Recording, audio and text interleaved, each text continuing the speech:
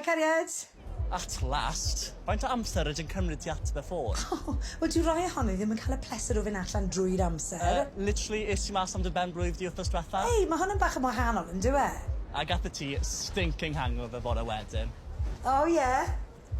Just aros nes i ti cyrraedd oedran fi, na gyd fi'n gweud. Nhw di'n ofio'r dip. O, beth ti'n cael? Veggie delight i fi A meat feast i dad. Yeah. Dwi'n cadw sleisen i ti?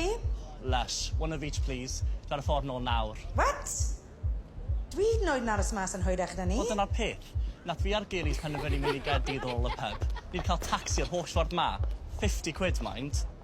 Dylan. Rwy'n gwybod.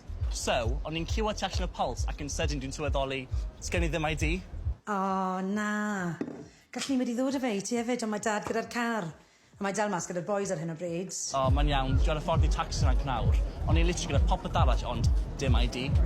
So, o'n i'n meddwl nes i osyn yn y pub, ond ti byth angen ID yn y pub, yn dweud ti? Ddim wedi gallu clywed ti nawr, Dylan.